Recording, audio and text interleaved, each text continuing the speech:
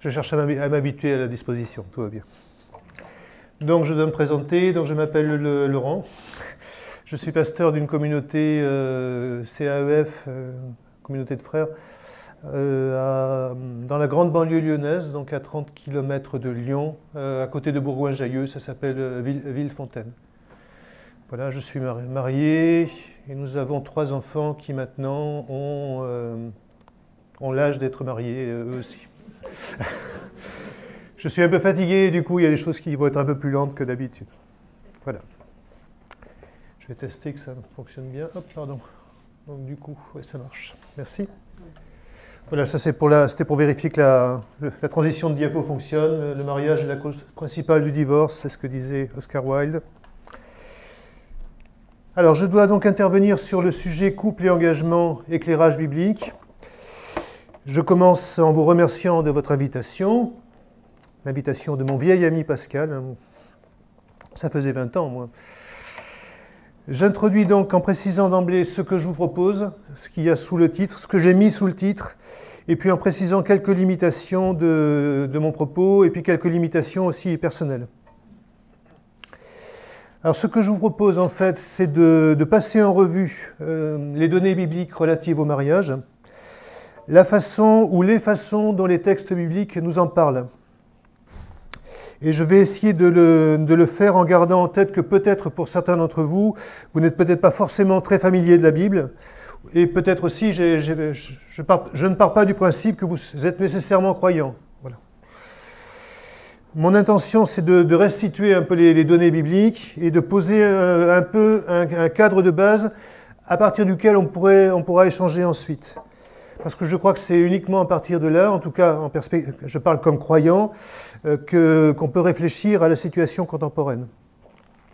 Donc par contre, je ne vais pas entrer dans la situation contemporaine en détail dans mon exposé. Ça viendra au moment ou ça ne viendra pas en fonction de vos réactions, voilà, au moment de l'échange qui suivra. Donc vous comprendrez du coup que je ne vais pas vous proposer d'emblée, ou pas du tout même peut-être, des conseils ou des remarques sur comment réussir son couple. Si c'est ce que vous espériez, voilà, ça ne sera pas ça. Autre précision, je tente de restituer le propos biblique, mais j'ajoute tel que je le comprends. En vous disant ça, c'est une façon de tenter de faire sentir d'emblée que sur ces questions, au moins, comme pour d'autres questions d'ailleurs, des personnes qui sont attachées à la Bible avec un attachement fort n'aboutissent pas forcément aux mêmes conclusions. Donc, ça veut dire aussi qu'elles ne vont pas forcément recommander les mêmes attitudes dans la pratique, devant des situations ou des questionnements pratiques. Et on s'en rend compte en fait très vite, par exemple quand on interroge plusieurs églises sur leur posture et leurs réponses devant des demandes de cérémonies de mariage. J'ai fait l'enquête pour moi-même il y a une dizaine d'années, 57 églises je pense de la région lyonnaise, et puis qu'est-ce que vous faites devant une demande de mariage, quand est-ce que vous dites oui, quand est-ce que vous dites non, etc. Ça donne une diversité, j'en dis pas plus pour le moment. Donc, si je dis ça, c'est pour vous prévenir un peu, et aussi ça veut dire au moins 2 choses. La première, c'est que vous et moi, peut-être, on ne sera pas forcément d'accord entre nous tout à l'heure. J'ai envie de dire, n'en soyons pas surpris, essayons de nous supporter les uns les autres, on essaiera de faire au mieux. Et du coup, la seconde, c'est qu'une partie de l'exposé ne consistera pas à dire, voilà, à partir de la Bible, ce qu'il faut faire. Mais davantage, ma posture va être d'indiquer les points d'accord, les points de désaccord entre les lecteurs, et du coup les moments où il y a des aiguillages. Mon intention, c'est plus d'essayer de faire comprendre pourquoi il y a une diversité parfois. Alors je sais bien qu'en faisant ça, je risque d'embrouiller un peu, parce que si vous attendez des réponses très, très catégoriques, etc., ça ne va pas être ça. Mais mon intention, c'est, bon, j'espère que ça n'embrouillera pas trop, et que ça contribuera surtout à fournir des jalons qui peuvent être utiles.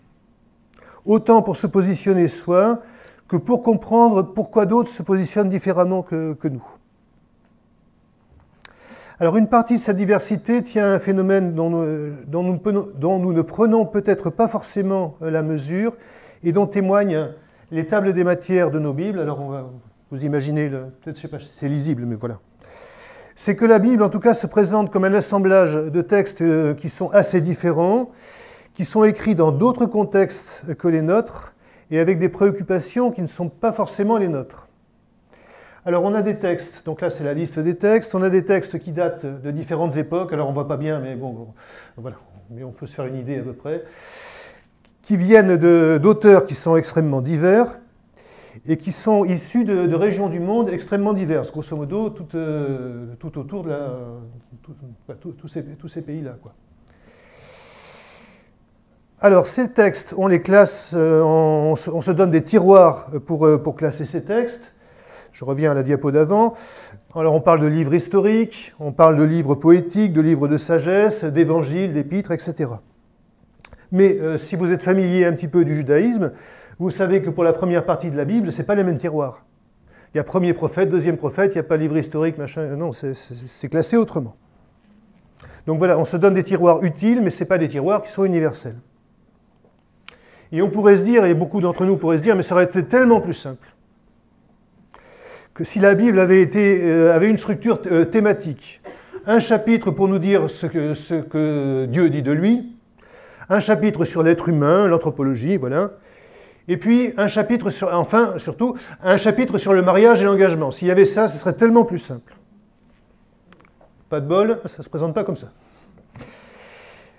Et nous voilà du coup avec nos questions contemporaines devant un texte qui raconte d'autres humains, d'autres cultures, d'autres époques.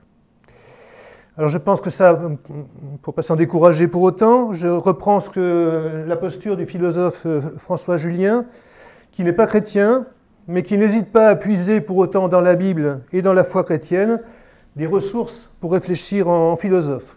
Il a signé un livre il y a quelques années, Ressources du christianisme.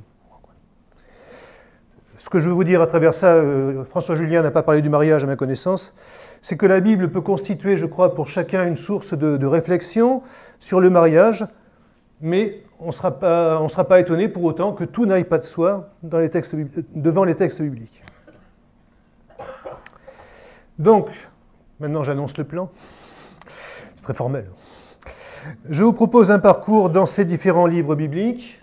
Ancien Testament d'abord, première partie, Nouveau Testament ensuite, deuxième partie, avant de vous proposer de tenter une espèce de synthèse des données recueillies et des questions qui sont laissées ouvertes.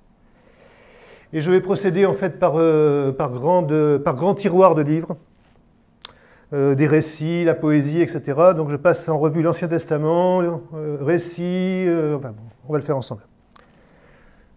L'intention, c'est de proposer un portrait d'ensemble, une toile de fond, pour pouvoir avoir en tête à quoi on a affaire et essayer donc à partir de là de réfléchir à notre situation d'aujourd'hui. Un dernier mot, c'est plus là des limitations personnelles. Donc j'ai peu dormi, donc voilà, c'est pas aussi fluide. Voilà, il y a des choses qui ne me reviennent pas, sachez-le. J'ai travaillé attentivement sur ce sujet il y a une dizaine d'années à présent. Et je suis largement passé à autre chose entre-temps. Alors, je m'y suis remis quand même un minimum avant de venir, mais pour autant, je n'ai pas les choses en tête comme je les avais à l'époque. Et puis sachez aussi, ça apparaîtra peut-être au moment de notre interaction, que je ne suis pas très en prise avec l'actualité. Je m'y intéresse assez peu. Mais voilà. Ça va jusque-là? Je vois des personnes qui disent oui, merci. Donc on commence par l'Ancien Testament, ou ce qu'on appelle parfois le Premier Testament, et on commence par la première chose qu'on rencontre en ouvrant l'Ancien Testament, en ouvrant la Bible, page 1, on rencontre des récits. Les récits occupent une place importante, puisqu'ils occupent environ un tiers de l'Ancien Testament. Et donc ce n'est pas étonnant qu'on trouve là pas mal d'éléments qui sont relatifs au mariage. Alors ces éléments, ils apparaissent au fil de l'histoire, au fil du récit, donc il met en scène plusieurs personnages.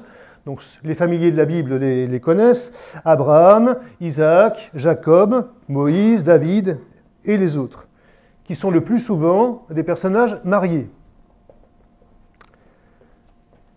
Cela dit, il faudrait plutôt dire les choses autrement. C'est plutôt Abraham, Sarah et Agar, son épouse et sa... je ne sais plus son statut exact. Jacob et ses épouses, Moïse et ses épouses. Et rien que dire ça aujourd'hui, ça fait sentir déjà un décalage par rapport en tout cas à la culture occidentale dans laquelle on est. Donc j'y reviendrai. Donc les récits présentent donc des personnes qui sont mariées et nous rapportent parfois des épisodes de leur vie de famille. Et en même temps, et ça je vais y insister, donc, dans la majorité des textes qui composent l'Ancien Testament, cet aspect familial n'est pas au premier plan. La dimension conjugale, c'est plutôt un élément d'arrière-plan. Et dans l'histoire d'Abraham, par exemple, c'est l'attitude qu'il a par rapport à Dieu et à sa promesse qui fait l'objet principal du récit. C'est ça qu'on nous raconte essentiellement. Et il est surtout question des interactions entre Dieu et Abraham. Donc ce n'est pas un traité sur le mariage, et ce n'est pas un traité comment se mieux comprendre entre époux. On ne trouvera pas ça dans le texte. On trouvera des choses qui vont peut-être être utiles, mais ce n'est pas ça qu'on trouve d'emblée et de manière très présente. Donc les auteurs bibliques ne s'arrêtent pas sur le mariage en tant que tel. Et dans la grande majorité des cas, les récits de l'Ancien Testament ne cherchent apparemment ni à dire ce qu'est ou non le mariage, ni à fournir des indications pour trouver son conjoint, même s'il arrive qu'on se serve parfois de certains textes bibliques pour proposer une façon de trouver son conjoint. Je pense à Genèse 24 pour les personnes qui pourraient avoir ça en tête. C'est Abraham qui veut marier son fils, donc voilà, il envoie le serviteur. Donc on se sert de textes pour, mais l'histoire, a priori, n'est peut-être pas là pour nous raconter ça. Et on ne trouvera pas non plus, a priori, beaucoup de conseils sur la façon de vivre en couple. Autre élément qui peut nous décaler, on y observe même d'une part des familles qui à bien des égards aujourd'hui on qualifierait de dysfonctionnelles, de familles composées ou recomposées de manière parfois un peu complexe, et puis on voit les relations conflictuelles entre par exemple quelqu'un qui s'appelle Jacob et puis Léa et Rachel, leurs servantes, leurs enfants, c'est un peu le bazar, pour ne pas en employer un autre terme. On se dit que finalement notre famille elle était peut-être plus simple par rapport à la leur. Et puis d'autre part, on se rend compte aussi, ce qui va nous déranger aussi aujourd'hui, c'est que nombre de ces mariages dont on parle sont des mariages qui sont arrangés par les parents, même si ce n'est pas toujours le cas. Et là aussi, on sent qu'on n'est pas tout à fait dans le même monde. Ça, c'est la première note. Deuxième note, c'est que quand même, dans cet ensemble de récits, il y a un texte qui fait toutefois exception, et c'est les deux premières pages de la Genèse, de la Bible, puisque c'est un texte qui décrit la constitution du premier couple. Et on trouve là ce qui correspond peut-être, enfin non, j'enlève le peut-être, ce qui correspond le plus à une parole, je dirais, fondatrice, qui définit le mariage et qui définit l'intention de Dieu par rapport au mariage. Alors ça apparaît par plusieurs choses. Déjà par sa place. On est au tout début des récits de l'Ancien Testament. On est au tout début de l'histoire humaine, avant même qu'elle ne se déploie. On est, si on suit le fil du texte, au sein d'une création que l'auteur biblique, le narrateur, a qualifiée de bonne à plusieurs reprises. Il termine en disant que c'était très bon. Et au sein de cette création que Dieu a qualifiée de bonne, on entend avec surprise Dieu affirmer qu'il n'est pas bon que l'homme soit seul. L'homme est... Donc tout d'un coup, ça surgit de nulle part. Tout était bon, et puis là, ça, c'est pas bon. Et c'est à ce moment-là que le récit rapporte la création de la femme. Je ne relis pas forcément les textes. Puis, l'émerveillement de l'homme devant elle. Alors l'homme s'écria, voici bien cette fois-ci celle qui est aux os de mes os, chair de ma chair. Donc il y a de l'émerveillement. Et c'est le narrateur qui commente, alors c'est bien les mots suivantes, c'est pourquoi un homme se séparera de son père et de sa mère et s'attachera à sa femme, et les deux ne feront plus qu'un. Des siècles plus tard, Jésus présentera ensuite cette parole du narrateur, ça c'est le texte de l'Évangile, il dira que c'est une parole de Dieu lui-même. Il dit que c'est le Créateur qui a créé l'être humain et qui a déclaré la chose suivante. Et Jésus alors ce qui est important, c'est que Jésus va s'appuyer sur cette parole des siècles après pour pouvoir se positionner, proposer un aiguillage par rapport au mariage. Donc Jésus, voilà un point de repère pour situer et pour apprécier la vocation associée au mariage.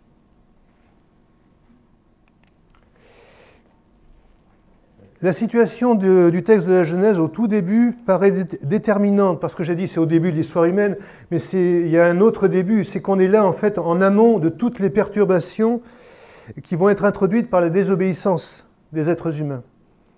Si je le dis en termes théologiques, on dirait le péché n'existait pas à cette époque-là.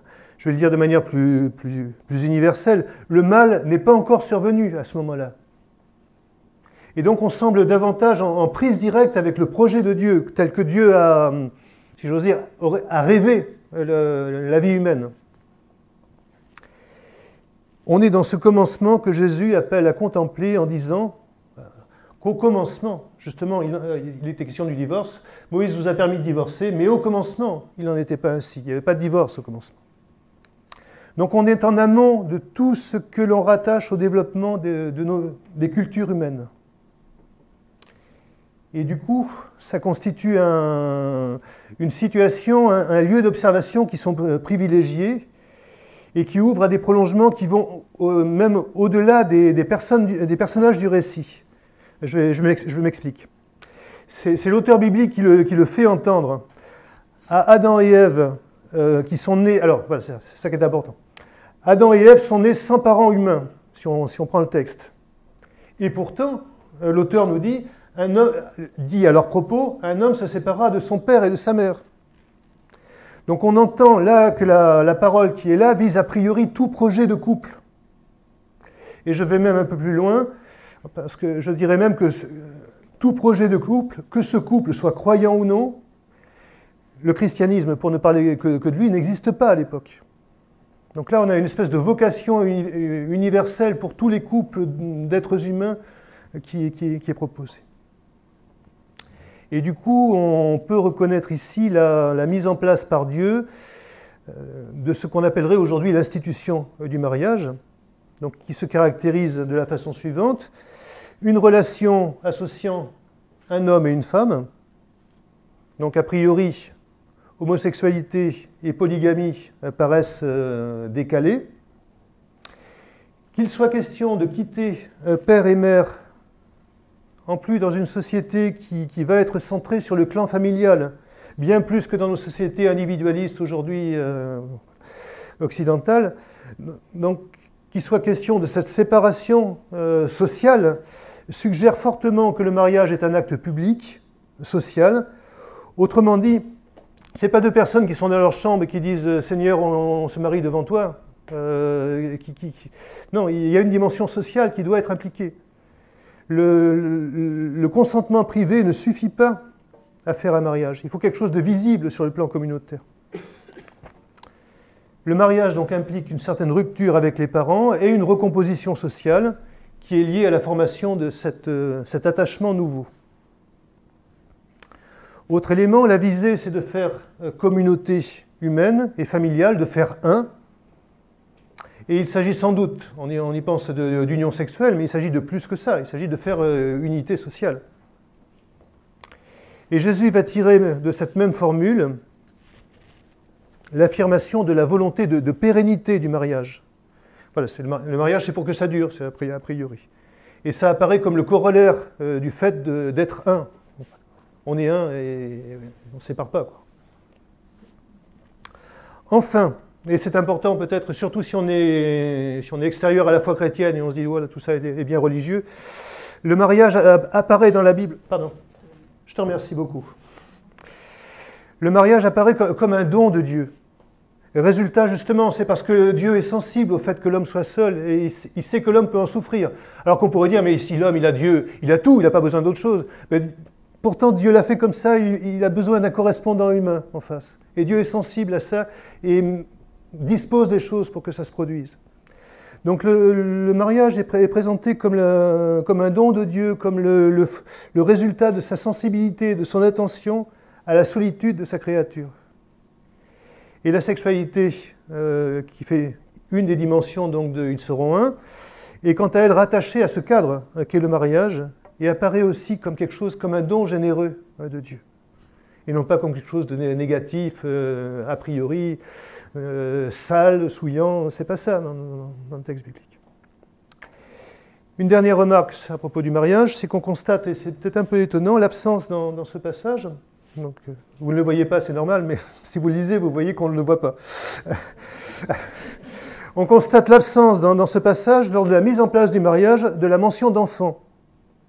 Et c'est quelque chose d'étonnant, parce qu'on se rend compte que combien l'enfant va avoir de la place dans la suite de l'histoire, autant dans le peuple juif, que dans la culture qui va être héritée du christianisme, et dans la culture occidentale en général. Et le mariage dans l'histoire occidentale a été souvent très lié à cette volonté d'avoir une descendance, et une descendance pure, entre guillemets, une descendance, voilà, on connaît la lignée.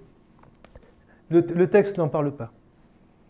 Alors après, on peut parler de bénédiction ajoutée, quelque chose comme ça, mais donc ça ne fait pas partie des choses qui semblent dire, voilà, le mariage, c'est nécessairement ça. Ça, c'est le point de départ, le texte transversal. À partir de là, on pourra être étonné de constater que la polygamie apparaît... Alors, je sais pas, oui, il y a deux dames dessus, donc c'est pour ça. La polygamie apparaît à plusieurs reprises dans l'Ancien Testament, et en plus chez les personnages principaux du récit. Et ça a choqué bon nombre de lecteurs, bon nombre de commentateurs, jusqu'à aujourd'hui. Et ça vaut pour les personnages comme Abraham, Jacob, David, Salomon et d'autres. La polygamie est là. La pratique qui est la plus souvent rencontrée dans les textes, c'est ce qu'on a... Alors, le mot est peut-être un peu technique.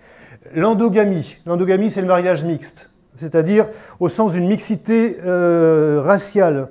On choisit son conjoint à l'intérieur du groupe ethnique auquel on appartient. On ne va pas se marier avec un homme ou une femme d'un peuple voisin. Donc le plus couramment dans l'Ancien Testament, on rencontre le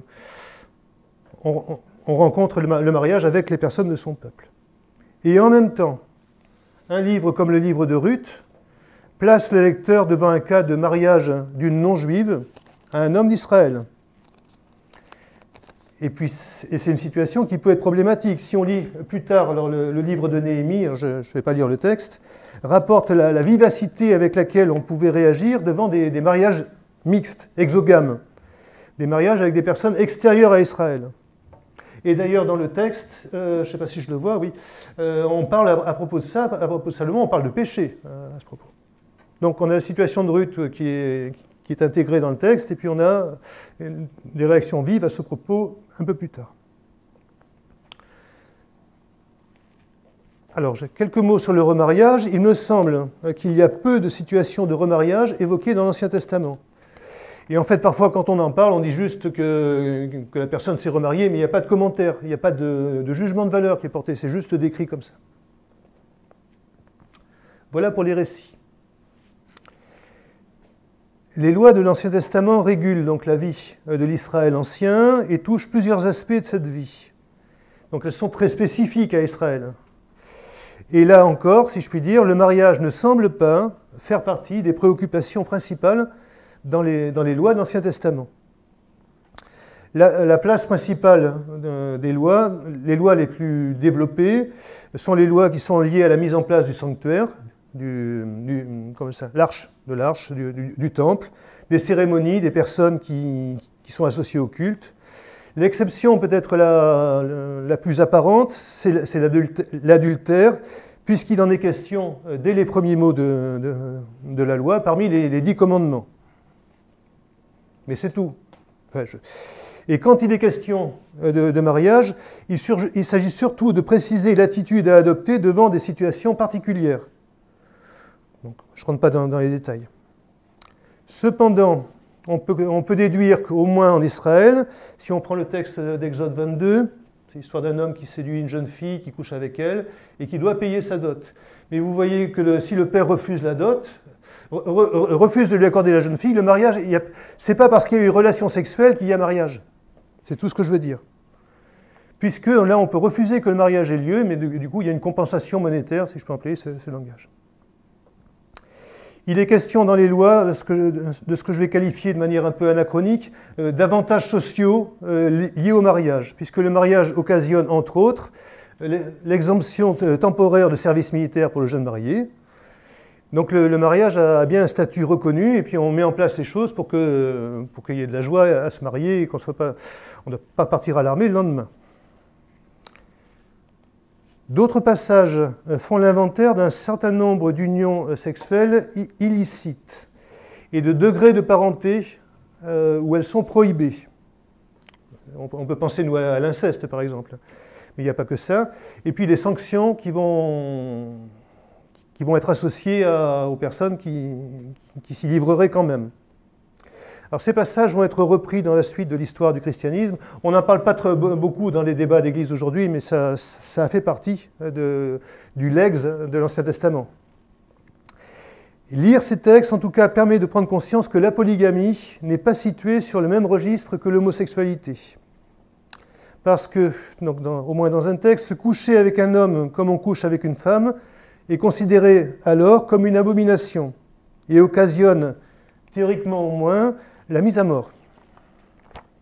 En revanche, un autre passage du même livre, du Lévitique, montre qu'il est possible de prendre plusieurs épouses, mais voilà, il n'y a pas de problème apparemment. Ce qui est interdit, c'est de prendre pour autre épouse la sœur de la première.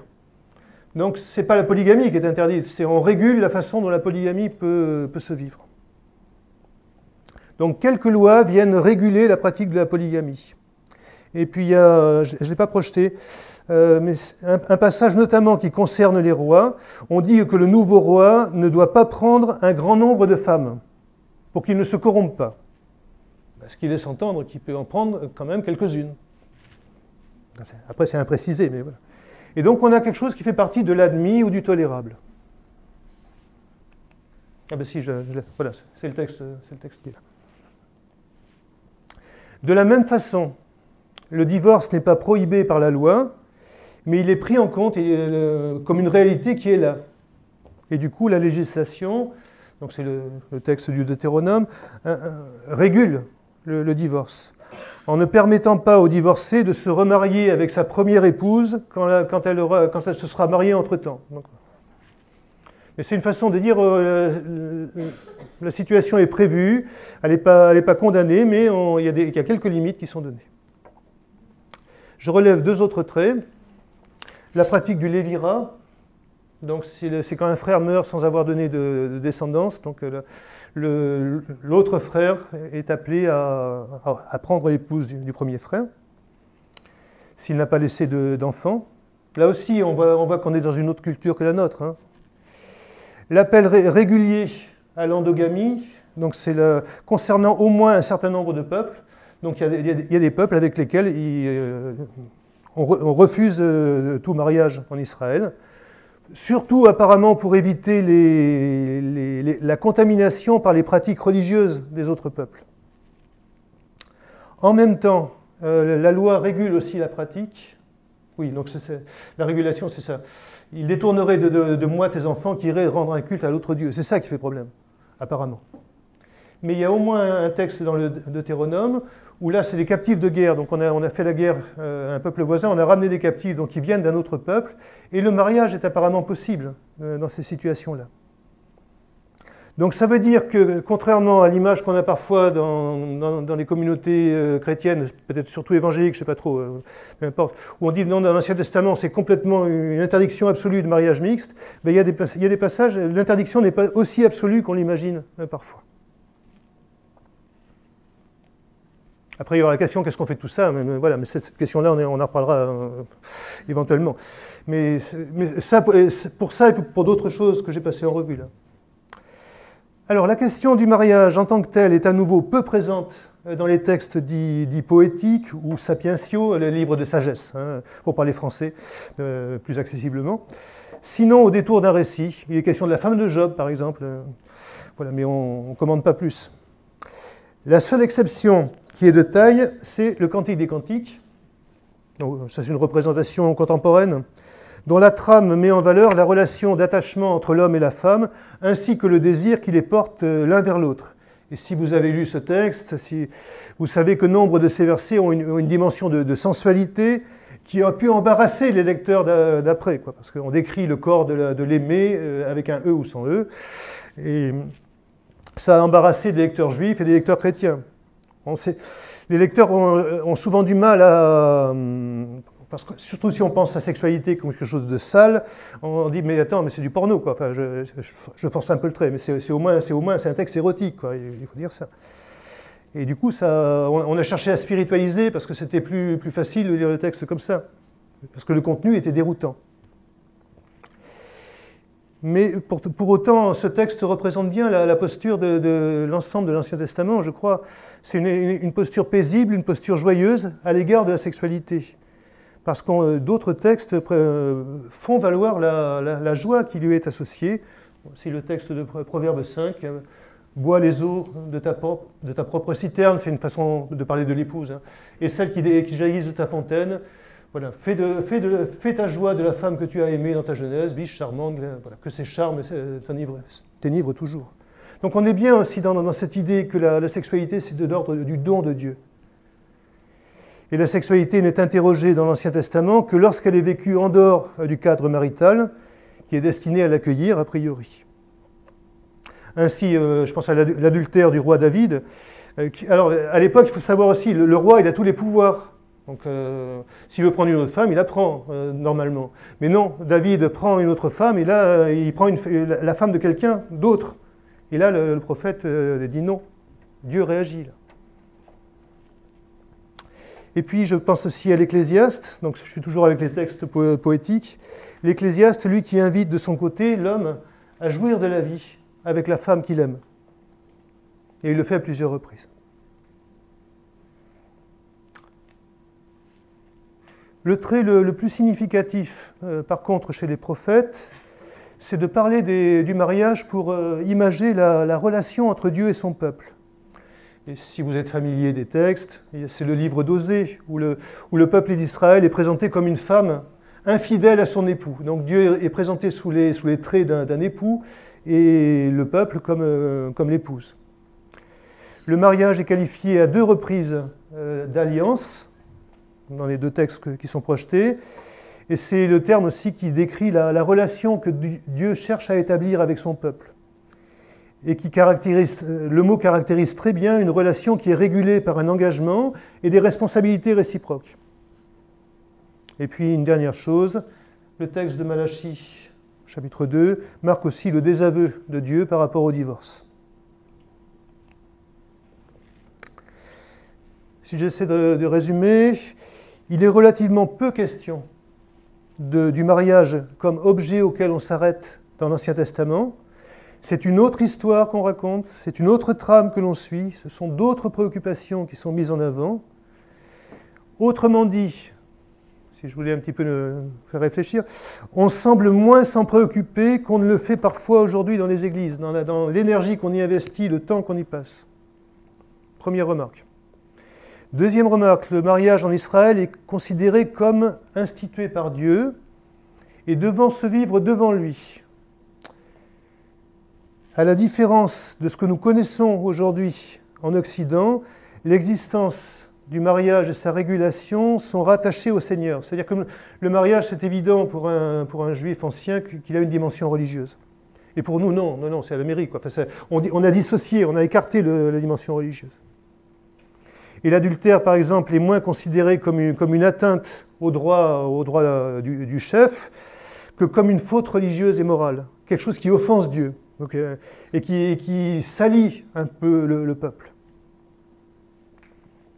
En même temps, plusieurs textes nous donnent à contempler des écarts par rapport au projet initial et même des aménagements qui sont tolérés par Dieu devant certains d'entre eux. C'est le cas de la polygamie, du divorce.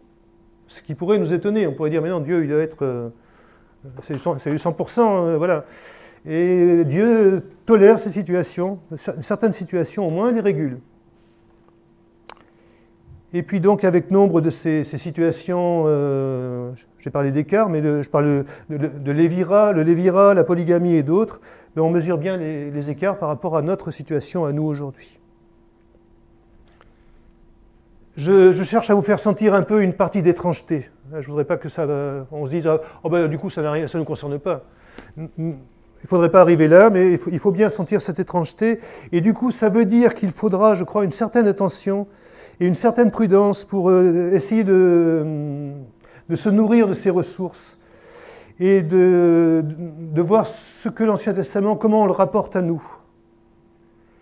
Et puis voire même se dire que parfois, avec l'Ancien Testament, mais on se trouve devant des choses dont on ne sait pas très bien quoi faire. Et qu'on n'a peut-être pas forcément de réponse à toutes les questions qu'on aimerait poser à l'Ancien Testament.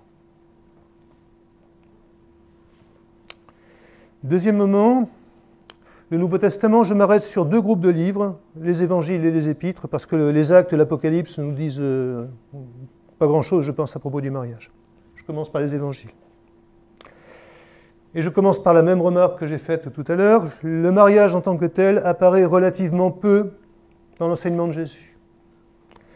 Et c'est à propos d'un débat autour du divorce que Jésus va en parler le plus amplement. Donc quand il en parle, en fait, il en parle une fois de sa propre initiative. En vrac, c'est le sermon sur la montagne. Il dit tout un tas de choses à faire, mais donc il est question du mariage parmi la liste d'autres choses. Et vraisemblablement aussi Jésus en parle par rapport à la facilité de divorcer qu'il pouvait voir à l'époque. Donc là, c'est lui qui en parle de sa propre initiative.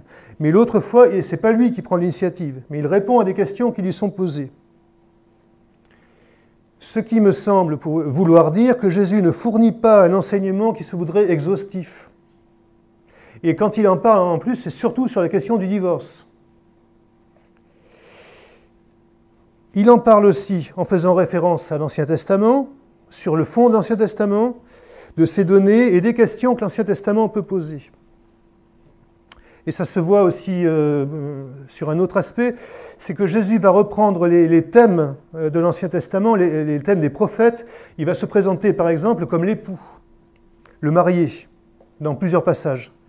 Et là, c'est une façon de reprendre des traits que Dieu avait dans l'Ancien Testament. Donc, je ne sais pas si c'est la première ou la deuxième, j'ai oublié la deuxième remarque, on va dire, j'en sais rien, c'est peut-être la troisième. De façon générale, je crois qu'on peut dire que Jésus appelle à prendre quand même le mariage très au sérieux. Même un regard peut lui porter atteinte.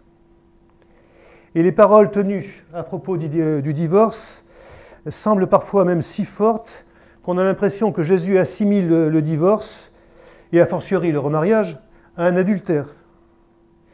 Tant et si bien que devant ce texte-là, oui c'est ça, je vais le projeter, certains commentateurs ont pu même constater que Jésus, lorsqu'il dit « sauf en cas d'immoralité sexuelle », certains ont dit « mais non, c'est même pas une exception. Les paroles qui sont autour sont tellement fortes, ça ne peut pas être une exception. » Je crois que c'en est une, mais on entend le sérieux avec lequel Jésus prend le mariage.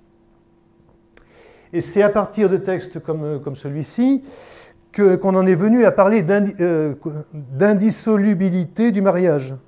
Côté catholique, devant un texte comme celui-ci, on a déduit que le mariage était un acte de Dieu, qui engage un lien qu'il est impossible de vraiment rompre, même quand le divorce était prononcé sur le plan social. Donc voilà, le mariage indissoluble. La réplique protestante, le plus souvent, consiste entre autres à dire, mais que dans un autre passage dans Matthieu 19, Jésus dit mais que l'homme ne sépare pas ce que Dieu a uni. Et si Jésus dit ça pour un protestant, ça veut dire qu'il est capable de le faire. Puisque pour que Jésus dise ne faites pas ça, ça veut dire que ça a une efficacité. Compréhension protestante, évangélique aussi en général. Je reviens sur ce texte, donc dans Matthieu 19. Jésus est invité à se positionner sur un débat qui concerne l'interprétation de l'Ancien Testament, l'interprétation d'un texte du Deutéronome. Et la question qui est posée à travers ça, c'est qu'est-ce qui peut justifier le mariage? Quand est-ce qu'on ne pêche pas si on se marie, quoi, grosso modo.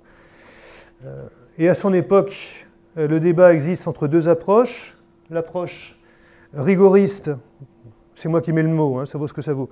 L'approche entre guillemets rigoriste de quelqu'un qui s'appelait Chamaï, qui dit non, le divorce n'est légitime aux yeux de Dieu que s'il y a eu une adultère, une faute sexuelle. Voilà. Et puis il y a une autre approche, quelqu'un qui s'appelait Hillel, qui dit non, mais si ta femme a fait brûler le repas, tu peux divorcer. Donc débat, ils vont voir Jésus, et toi t'es où là-dedans? Entre les deux, là, tu choisis qui? Et ce qui est intéressant, si je puis dire, c'est que Jésus renvoie les deux perspectives dos à dos. Et précisément en renvoyant ses auditeurs à ce texte sur lequel je me suis attardé tout à l'heure, ce texte de la Genèse, il renvoie ses interlocuteurs à l'intention originelle de Dieu. Donc il dit, le texte du Deutéronome, faut pas s'en servir comme prétexte, il n'est pas fait pour ça. C'est une tolérance de Dieu. Mais cette tolérance, elle ne reflète pas pleinement l'intention de Dieu. L'intention de Dieu, on la voit ici, dans ce texte qui est en italique ici. Et c'est ça qui doit baliser votre histoire.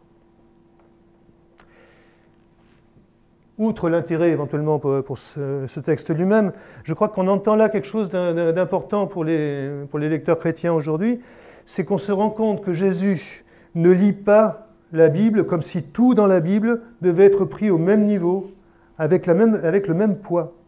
Il dit oui, il y a le Deutéronome, et puis il y a la Genèse, mais le Deutéronome doit se lire par rapport à la Genèse. Ils ne sont pas de même poids, ces textes. Je le dis autrement. Jésus aborde le passage du Deutéronome dans la perspective d'un contexte qui est plus large, celui du projet de Dieu à l'origine de l'histoire. Et je crois que pour Jésus et pour son disciple, le regard sur le mariage et le divorce doit être nourri, du coup, avant tout par ce texte de la Genèse. Autre élément que je trouve intéressant pour ma part au moins, c'est que faisant cela, Jésus repousse toute approche qui supposerait qu'il y ait une tension entre ces deux textes. Parce que finalement, on pourrait se dire, mais comment ça s'articule? D'un côté, il dit une chose, il permet, puis de l'autre côté, non, en fait, il ne faudrait pas. Donc Jésus les articule ensemble. On ne peut pas dire Dieu est le divorce, et puis Dieu, en même temps, il légifère en sa faveur. Ce n'est pas cohérent. Non, il y a de la cohérence. Donc ces deux textes peuvent s'articuler. Et du coup, je crois que ça nous intéresse aussi aujourd'hui, parce que celui qui se veut disciple du Christ est aussi appelé à s'inspirer de cette posture de Jésus.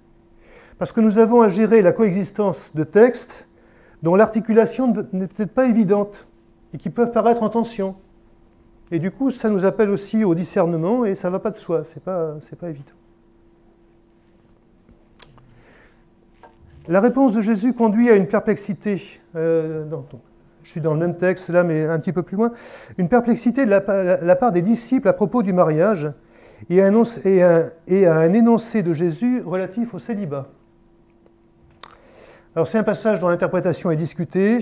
Je me contente de dire en tout cas que le célibat ne semble pas davantage valorisé que le mariage. Parfois on dit c'est mieux, le célibat c'est quand même beaucoup plus spirituel. Non, c'est pas davantage valorisé. Par contre, ce qui est étonnant dans la posture de Jésus, c'est qu'il valorise quand même le célibat. Dans un monde juif à l'époque où le célibat n'était pas valorisé. Donc c'est pas parce que tu n'as pas d'enfant et que tu es célibataire excusez-moi le langage, que ta vie est foutue. Non, tu es aussi respectable que les autres. Autre élément à propos des évangiles, les textes bibliques montrent l'accueil à la fois ferme et bienveillant réservé par Jésus à deux femmes. Une femme du pays de Samarie qui a eu 5 maris. Est-ce qu'elle est divorcée? Est-ce qu'elle est veuve? On ne sait pas. Et qui vit avec quelqu'un qui n'est pas son mari. Et puis la femme adultère, donc une situation de mise à mort a priori là, pour laquelle Jésus ne commande pas la mise à mort qui était pourtant mentionnée dans l'Ancien Testament. Accueil de Jésus. Autre élément, interrogé à propos de la résurrection des morts, Jésus informe ses interlocuteurs que le mariage est une réalité qui est propre au monde présent. Autre élément, ou plutôt élément absent, c'est que Jésus ne fournit apparemment, à ma connaissance, aucun conseil spécifique aux personnes mariées. Il ne parle pas non plus de mariage mixte, de mariage exogame. Il ne parle pas non plus des mariages, des mariages exogames ou endogames avec les gens de la parenté de la même tribu ou pas forcément. Il ne parle pas de polygamie. Et au fil du texte, il arrive qu'on trouve quelques indices sur ce qui se passait au moment d'un mariage. C'est le cas de l'épisode des noces de Cana. Mais on ne peut pas en faire grand-chose. Si on veut s'intéresser au mariage, la façon dont on doit se marier, dont on doit vivre ensemble, etc., il n'y a pas d'enseignement à propos de ça. On sait que Jésus a fait du vin pour les marier.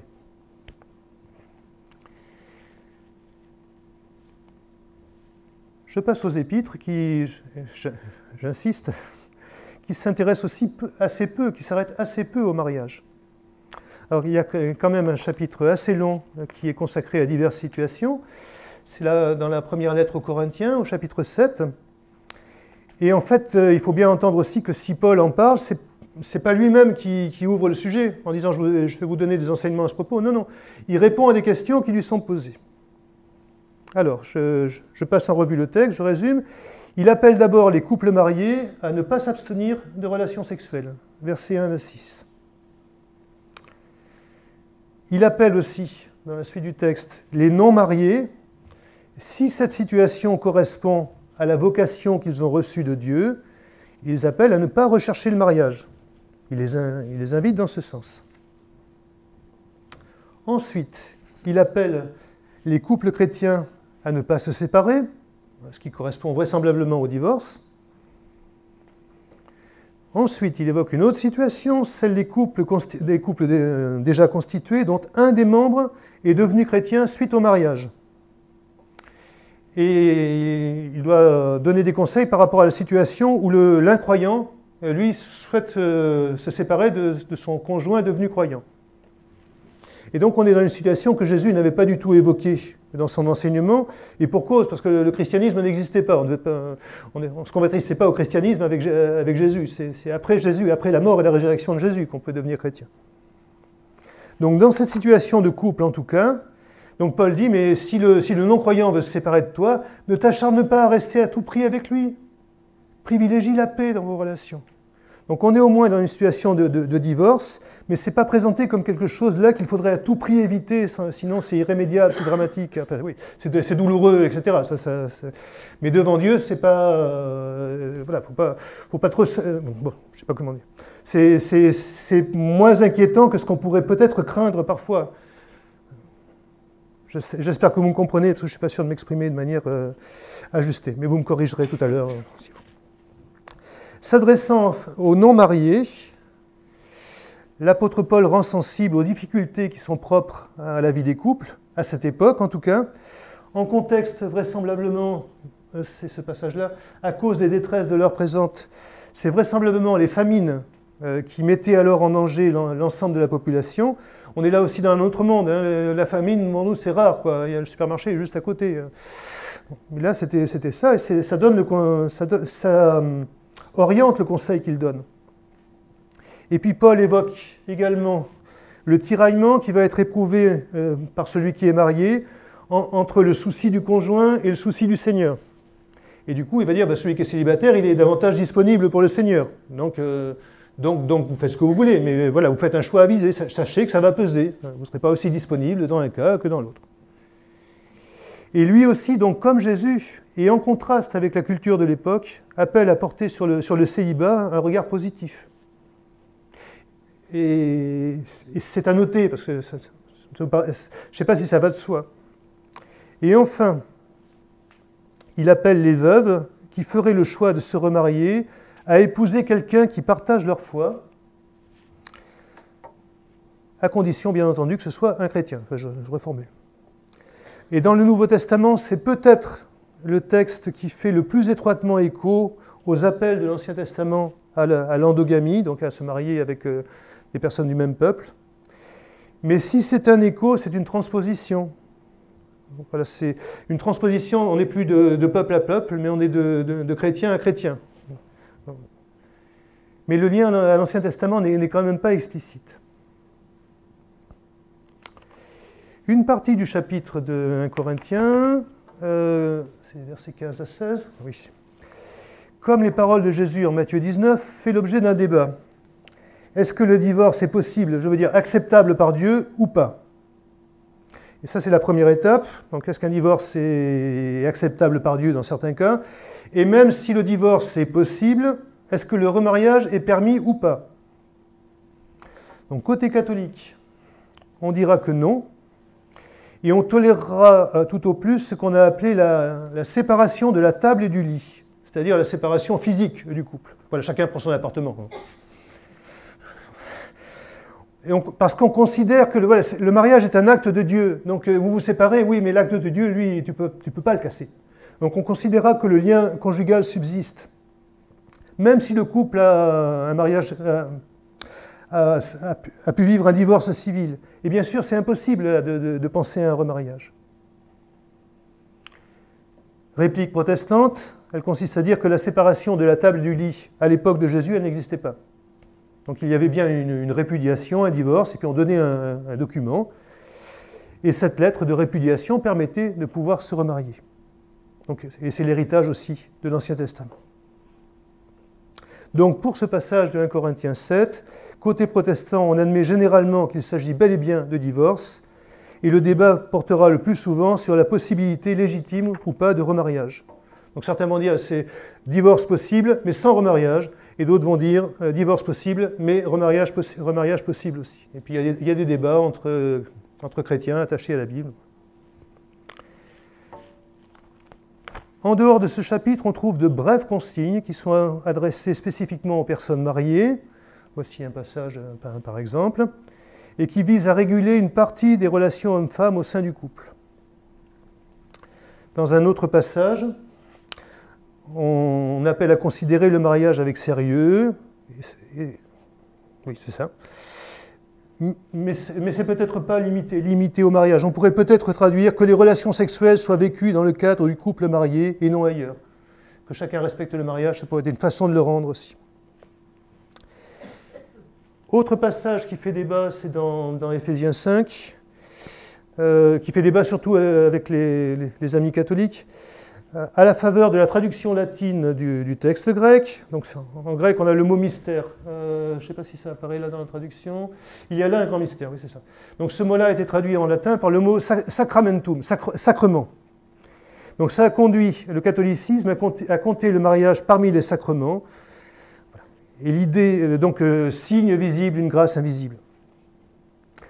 Donc l'idée de définir le mariage comme sacrement ne fait pas l'unanimité aujourd'hui.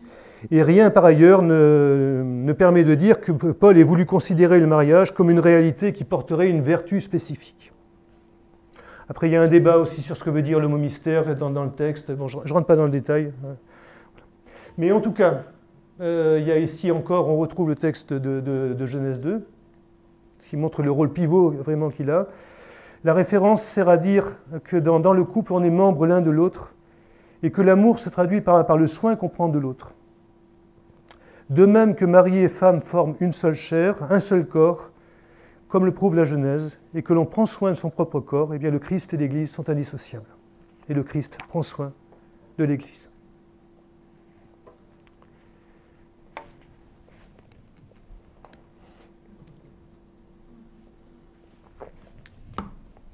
Je note enfin que l'homosexualité est vigoureusement condamnée à plusieurs reprises dans le Nouveau Testament. Voilà un des passages. Il n'est pas question de polygamie dans le Nouveau Testament, alors qu'on sait que ça existe à l'époque.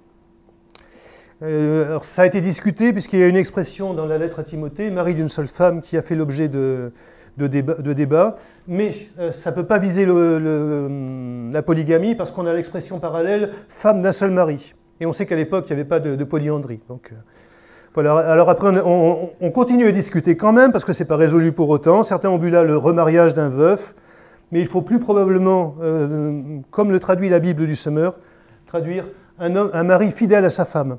L'homme d'une seule femme, au contraire de l'homme à femme. Donc, j'essaie de synthétiser. Les données du Nouveau Testament se situent dans le prolongement de l'Ancien Testament. Donc d'abord, c'est Jésus qui renvoie à l'intention originelle de Dieu et qui appelle à la mettre au cœur de tout projet d'union. Donc c'est vraiment le rôle pivot de Genèse 2. Le divorce apparaît comme une réalité qui est tolérée, et si l'on s'y trouve conduit, en tout cas, si on traverse le divorce, c'est dans le cadre de situations qui vont être des situations d'atteinte forte au lien conjugal. Et en même temps, au moins dans le cas de la séparation avec un conjoint incroyant qui ne veut plus vivre avec ce nouveau conjoint qui s'est converti, on n'est pas invité à se battre bec et ongles pour éviter à tout prix la séparation, mais plutôt à privilégier une séparation aussi pacifique que possible. La question du remariage est abordée plutôt de manière implicite, on ne peut pas dire grand-chose.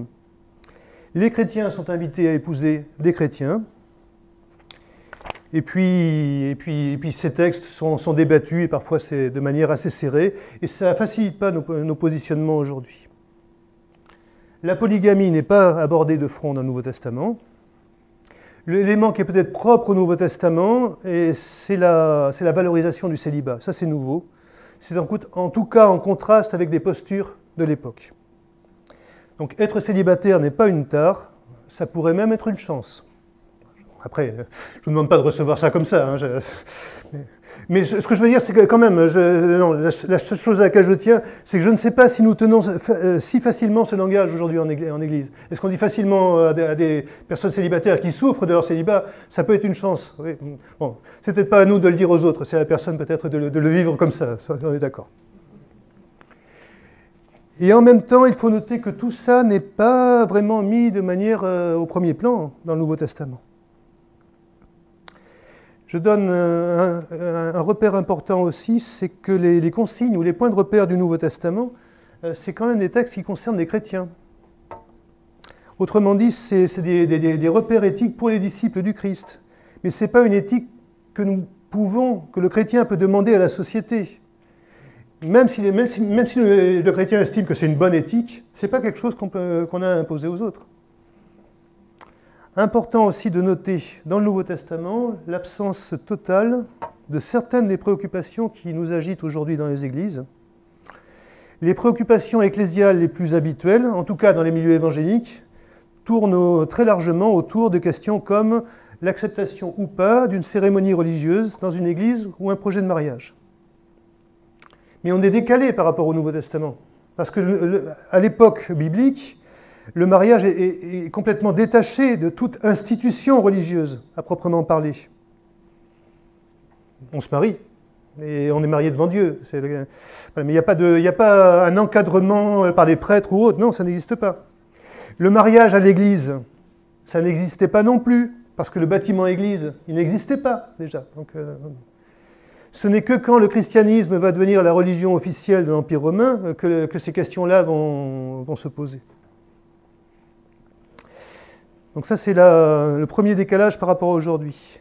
Les textes bibliques, deuxième décalage, ne se préoccupent apparemment pas de la préparation au mariage, ou même des dynamiques relationnelles au sein du couple. Il n'y a pas de parcours elle et lui, si je le dis. Il n'y a pas de parcours d'accompagnement au mariage, il n'y a pas ça, on ne trouve pas ça dans le Nouveau Testament. Si on demande ça à la Bible, on ne trouve pas. On peut peut-être trouver des choses qui vont nous aider à construire ça, j'entends bien, mais ce n'est pas présent en tant que tel.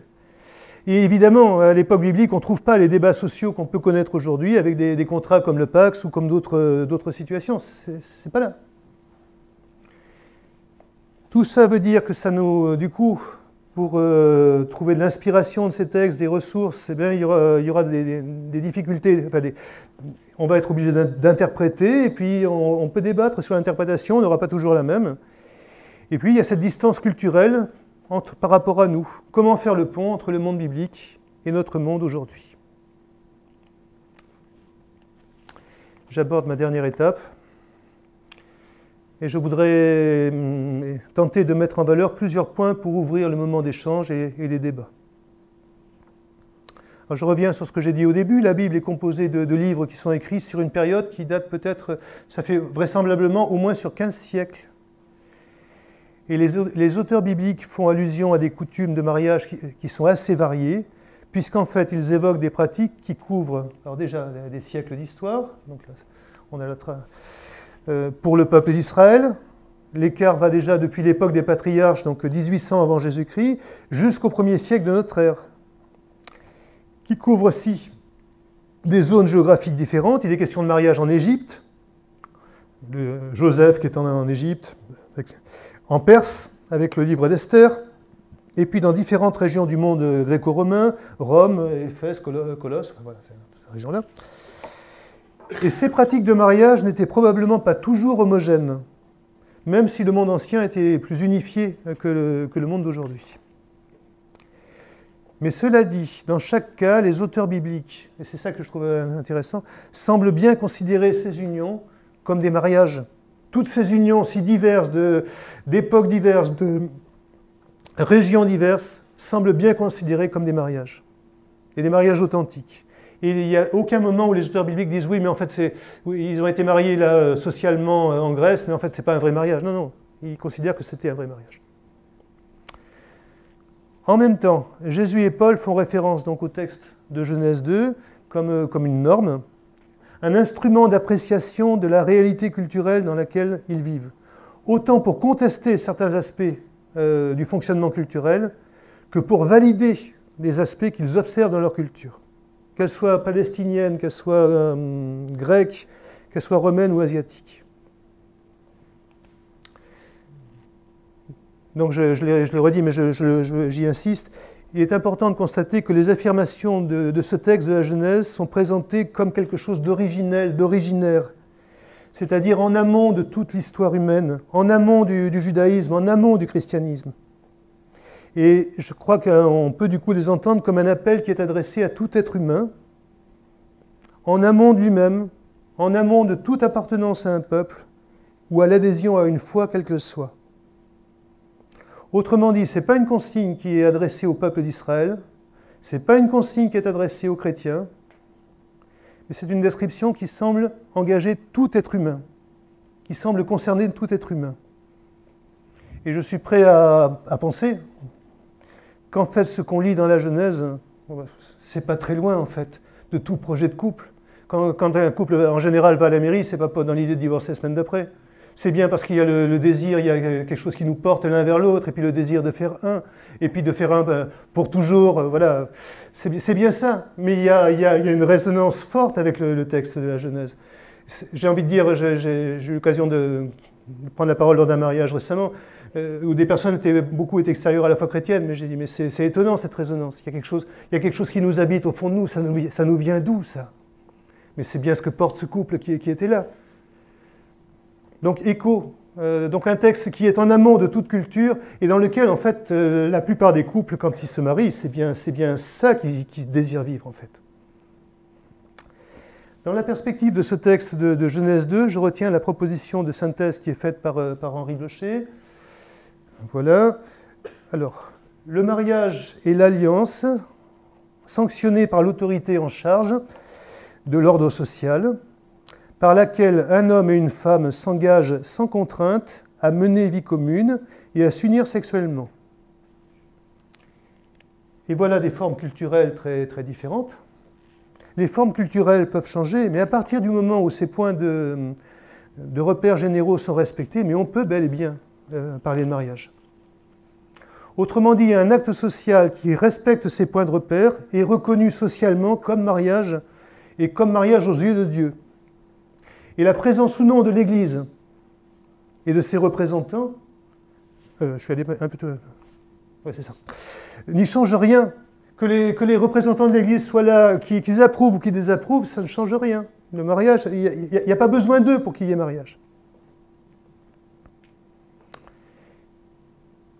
Et je me permets aussi de faire remarquer quelque chose qui peut nous sembler déroutant, surtout à notre époque, c'est qu'il n'est pas explicitement question d'amour dans ce récit, dans les textes bibliques. Il n'est pas dit qu'on doive se marier parce qu'on s'aime.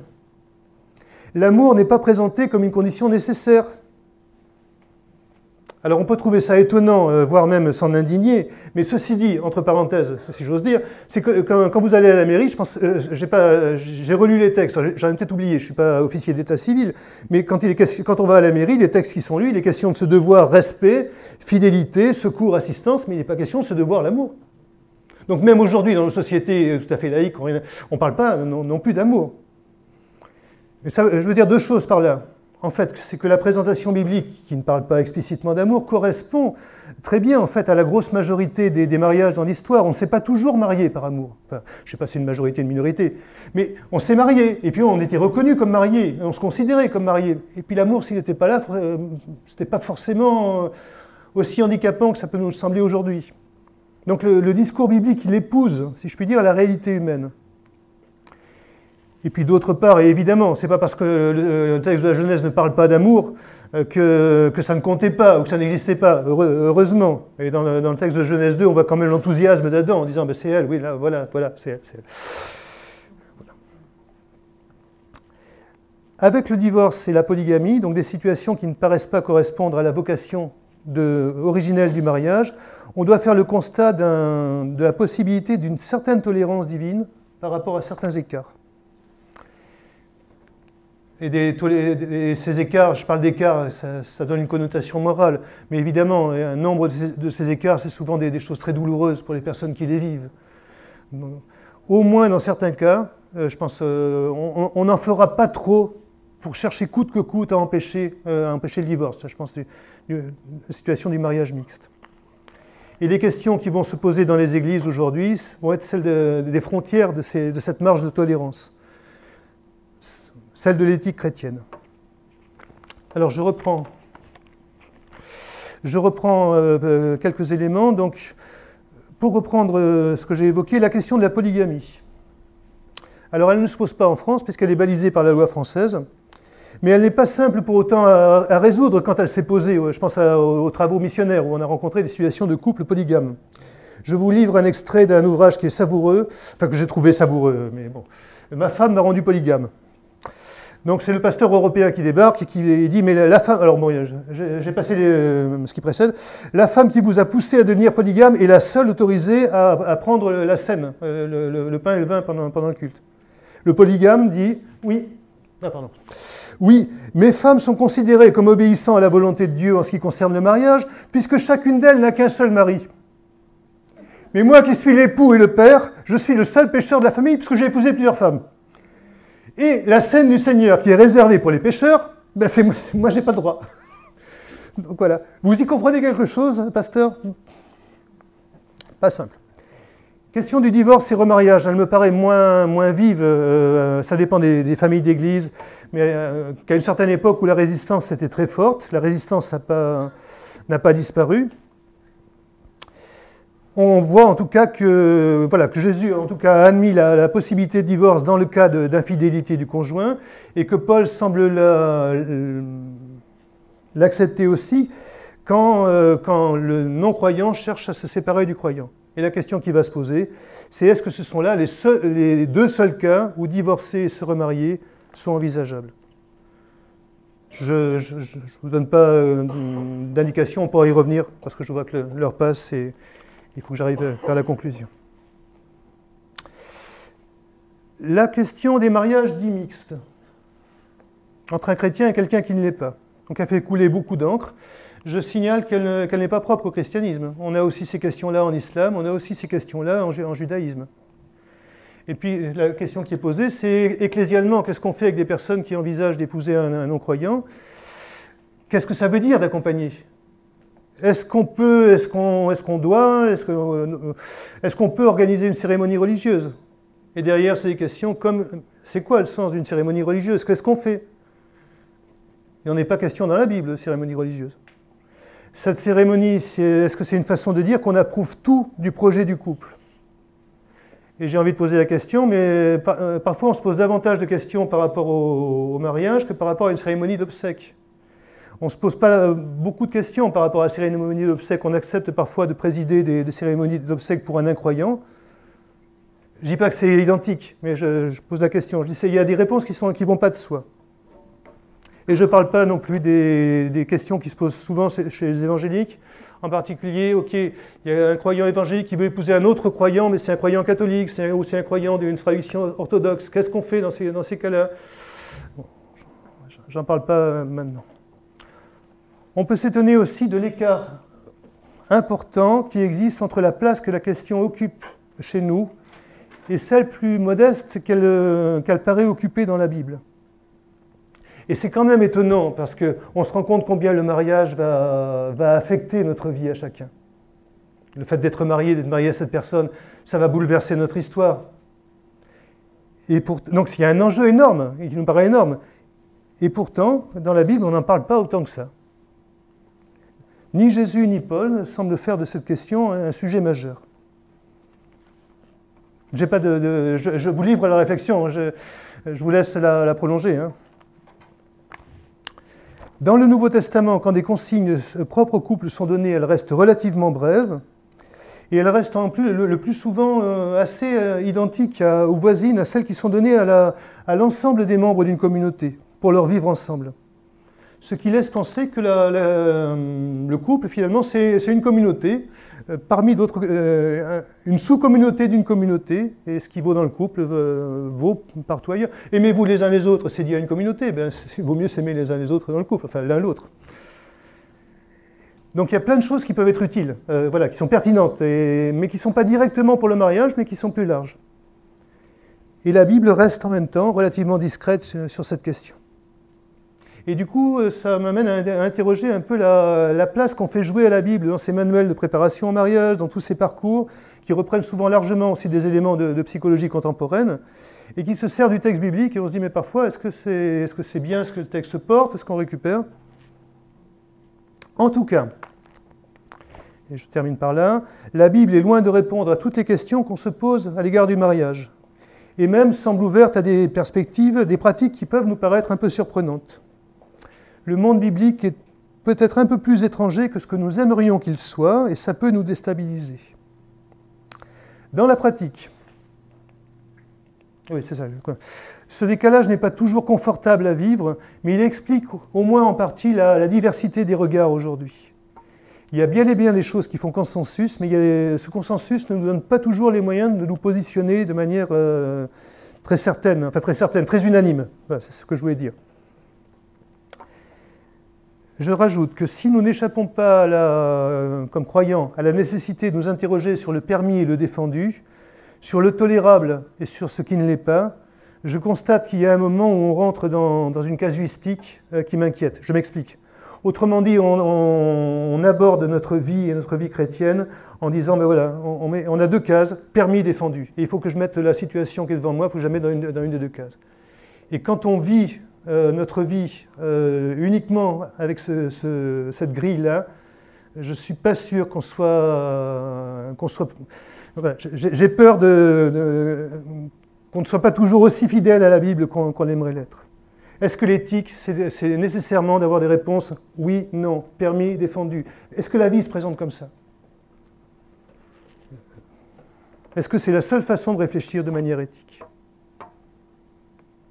Dans quelle mesure aussi notre positionnement est-il préoccupé avant tout par une posture où c'est à l'autre de s'aligner à nous? C'est nous qui définissons le tolérable, et puis nous n'irons pas plus loin que ça parce que ça serait nous aventurer dans le sens d'une compromission fatale. Mais est-ce que l'autre a les ressources, la capacité de nous entendre, de venir jusqu'à nous? Est-ce que c'est nécessairement il vient sur notre terrain ou bien c'est zéro? Je n'ai pas de réponse à la question, hein. Je la pose simplement.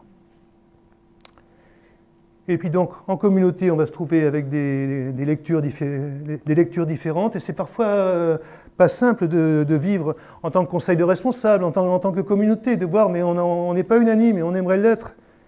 Et ça nous met à l'épreuve. Et parfois, c'est le plus fort, celui qui parle le plus fort qui gagne. Il y a des personnes qui sont intraitables. L'autre est intraitable. Je suis intraitable. Et du coup, le défi, mais j'aime bien, enfin, je le dis parce que ça rejoint le défi du couple. Comment est-ce que nous faisons un dans ces situations-là? Là, précisément, ce qui est mis à l'épreuve, c'est notre capacité à faire un. Et c'est ça à quoi le Seigneur nous invite. Et ça aide peut-être pas beaucoup concrètement, mais je repense à cette prière de Jésus, la dernière prière de Jésus, que tout soit un. Ça a du sens dans cette situation-là. Et j'ai dit, et c'est vraiment le dernier mot, que la Bible ne parle pas beaucoup du mariage et qu'elle ne nous donne pas beaucoup de précisions pour vivre et réussir une vie de couple, qu'elle parle surtout d'autre chose. Mais je ne voudrais pas occulter quand même que la Bible décrit la relation entre Dieu et son peuple à l'aide de la métaphore conjugale, et que si elle ne nous donne pas forcément de clés pratiques, dans des situations très pratiques où pour nous c'est difficile, elle nous donne quand même à voir un Dieu qui aime son peuple, un Dieu d'un amour constant, d'un amour qui supporte les choses parfois et qui cherche encore la relation avec son peuple, et qui la nourrit, qui prévoit, un Dieu qui aime. Et je crois que au moins ça peut inspirer notre façon d'aimer peut-être. Merci à vous de votre attention.